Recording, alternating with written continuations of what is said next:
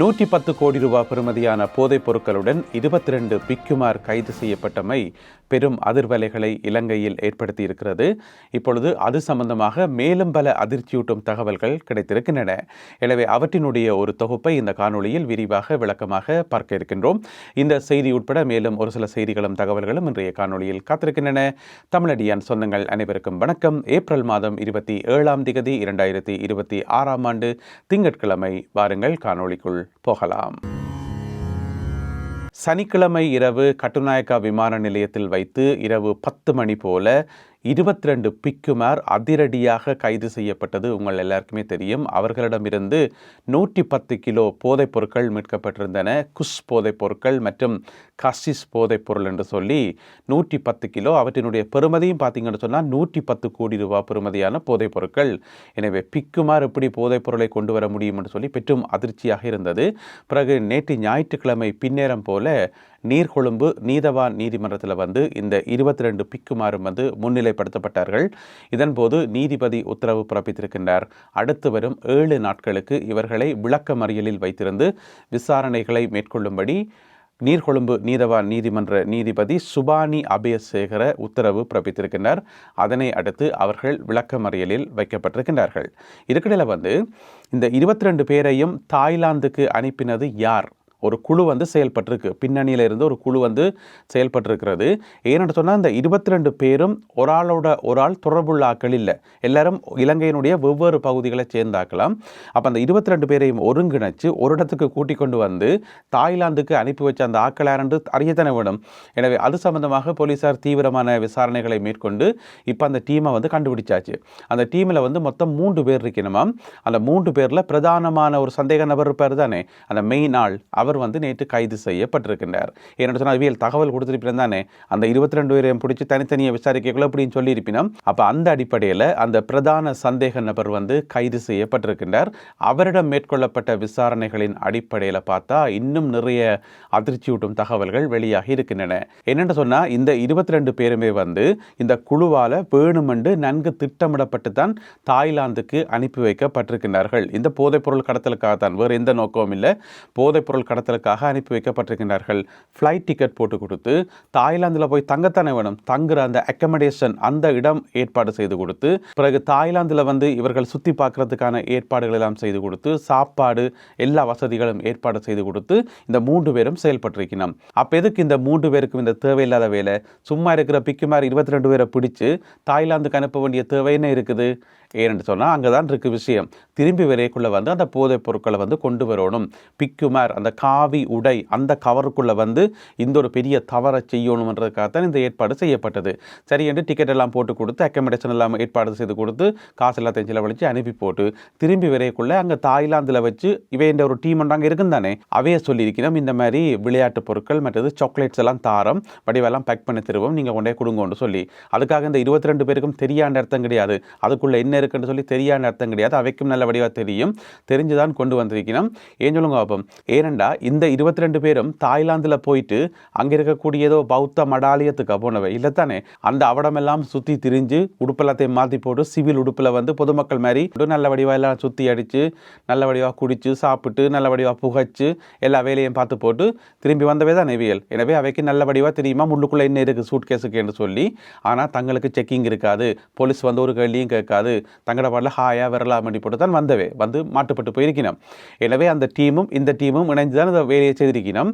இப்போ ஏப்ரல் மாதம் 22ஆம் தேதி இவர்கள் தாய்லாந்துக்கு போயிட்டு பிறகு வந்து சனிக்கிழமை இரவு வந்து பிடிபட்டு போயினார்கள். இது வந்து ஏப்ரல் டீம்.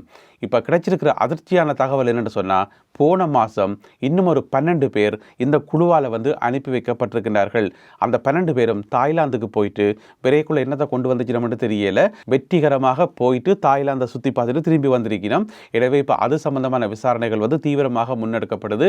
அந்த 12 பேர் கொண்ட குழுவில் வந்து யார் யாரெல்லாம் போனார்கள், அவர்கள் இப்போ என்ன செய்கிறார்கள், எங்கே இருக்கிறார்கள் என்று சொல்லி போலீசார் மிக தீவிரமாக விசாரணைகளை மேற்கொண்டு வருகிறார்கள்.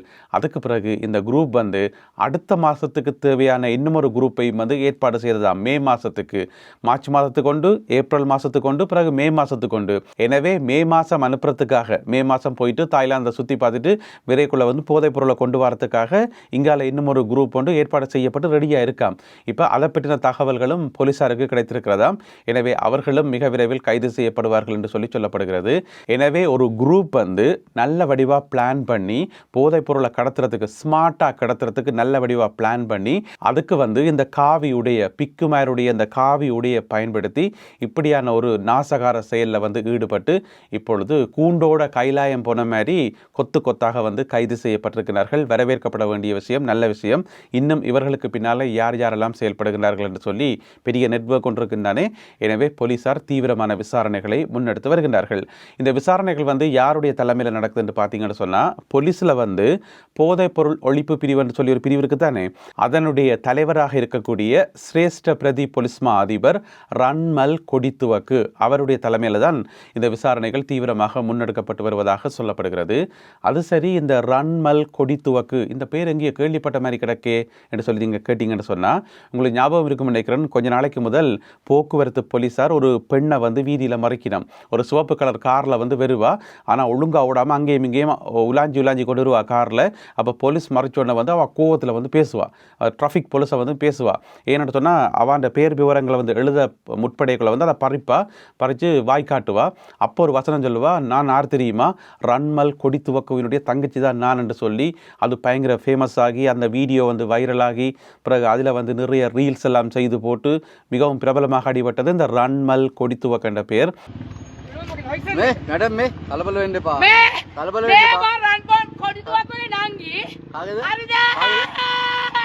அந்த போலீஸ் அதிகாரி, அந்த பிரதி போலீஸ் மா அதிபர் தான் இவர்.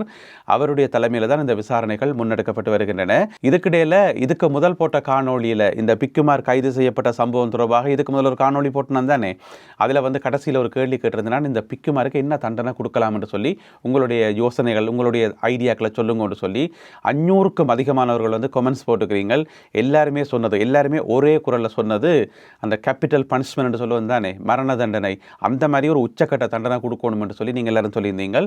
எனவே கருத்துக்கள் எழுதிய உங்கள் எல்லோருக்கும் மிக்க நன்றி. இலங்கையினுடைய நிதி அமைச்சுக்கு என்னமோ கஷ்டகாலம் போல் நடக்குது. இப்போ தான் 2.5 மில்லியன் அமெரிக்க டாலர்ஸை வந்து காணையில் அதை வந்து ஹேக்கர்ஸ் வந்து ஹேக் பண்ணி எடுத்துக்கொண்டு போயிட்டாங்கன்னு சொல்லி ஒரு பிரச்சனை ஒரு பக்கத்தால் போய் கொண்டு தானே. இப்போ பார்த்தீங்கன்னு சொன்னால் இன்னும் ஒரு அதிர்ச்சி ஊட்டும் தகவல் ஒன்று வெளியாகி இருக்கிறது. கொஞ்சம் டாக்குமெண்ட்ஸை காணையிலையா, காசு இல்லை ஆனால் டாக்குமெண்ட்ஸை காணலையாம், எல்லாம் வந்து அழிவற்றிருக்காமன்னு சொல்லப்படுது. அந்த டாக்குமெண்ட்ஸ் எதை பற்றின டாக்குமெண்ட்ஸ் என்று பார்த்தீங்கன்னு சொன்னால், இலங்கைக்கும் பிரான்ஸுக்கும் இடையிலான கொடுக்கல் வாங்கல்கள் சம்மந்தப்பட்ட சில டாக்குமெண்ட்ஸ். அப்போ அதில் ஏன் போய் கை வச்சவங்க, அதையே எடுத்தவங்கள்னு கேட்டிங்கன்னு சொன்னால், அது டாக்குமெண்ட்ஸ் எடுக்கிறது அவங்க நோக்கமாக இருந்திருக்காது. அதாவது முதல்ல டாக்குமெண்ட்ஸ் எடுத்து அதை செக் பண்ணி அதுக்குள்ளே எங்கேயாவது காசு எடுக்க முடியுமா, அதில் ஏதாவது ட்ரான்ஸ்ஃபர் பண்ண முடியுமான்னு பார்த்துருக்கணும் போல நடக்குது. எனவே இந்த டாக்குமெண்ட்ஸ் எடுத்ததில் இருந்து அதுக்கு பின்னால் நிறைய சந்தேகங்களும் நிறைய விஷயங்களும் இருக்குன்னு சொல்லப்படுகிறது. அந்த டாக்குமெண்ட்ஸ் களவு போனதும் வந்து அழிக்கப்பட்டதும் வந்து இப்போ தான் தெரிய வந்திருக்கு.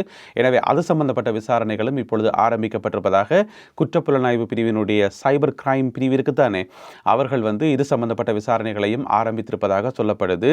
இப்போ எங்களுக்கு முன்னால் இருக்கக்கூடிய முக்கியமான கேள்வி என்னென்னு சொன்னால், இந்த 2 விஷயங்கள் மட்டும்தானா, அதாவது ஆஸ்திரேலியாவுக்கு கொடுக்க வேண்டிய அந்த 2.5 மில்லியன் அமெரிக்க டாலர்ஸ் இருக்குது தானே, அந்த காசு அப்படியே போயிட்டுது, அது ஒரு பிரச்சனை.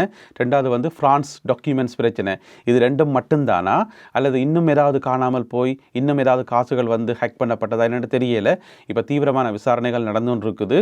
எனவே மிக விரைவில் அது சம்பந்தப்பட்ட தகவல்கள் வெளியாகும் என்று சொல்லி எதிர்பார்க்கப்படுகிறது. காத்திருப்போம்.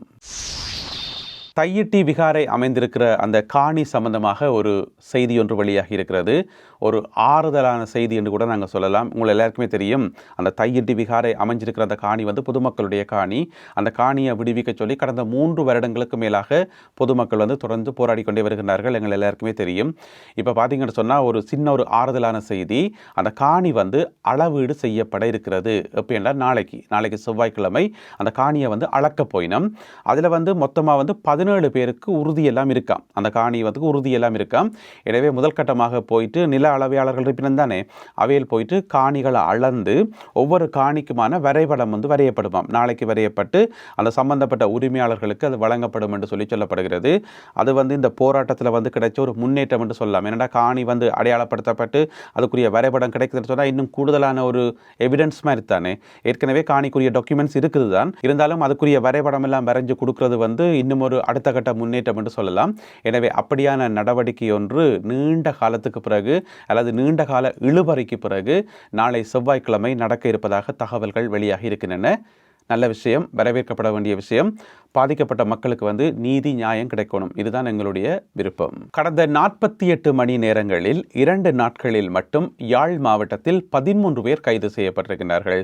இந்த 13 பேருமே வந்து போதைப் பொருள் வைத்திருந்தார்கள், போதைப் பொருள் விற்பனை செய்தார்கள், இந்த மாதிரியான குற்றச்சாட்டுகள், முழுக்க போதையோடு சம்பந்தப்பட்ட குற்றச்சாட்டுகள் தான் யாழ்ப்பாணத்தினுடைய வெவ்வேறு பகுதிகளில் கைது செய்யப்பட்டிருப்பதாக சொல்லப்படுகிறது. எனவே இந்த 13 பேரும் மிக விரைவில் யாழ் மாவட்ட நீதவான் நீதிமன்றத்தில் முற்படுத்தப்படுவார்கள் என்று சொல்லி யாழ் மாவட்ட போலீசார் தகவல் வெளியிட்டிருக்கிறார்கள். மேலதிக விவரங்கள் கிடைக்கல. எந்தெந்த பகுதிகளில் வந்து கைது செய்யப்பட்டவர்கள், என்ன மாதிரி, அவர்களிடமிருந்து ஏதாவது போதைப் பொருட்கள் கைப்பற்றப்பட்டதா, இந்த மாதிரியான தகவல்கள் வெளியாகல. இருந்தாலும் மொத்தமாக 13 பேர் 48 மணி நேரங்களில் கைது செய்யப்பட்டிருப்பதாக போலீசார் தகவல் வெளியிட்டுள்ளார்கள்.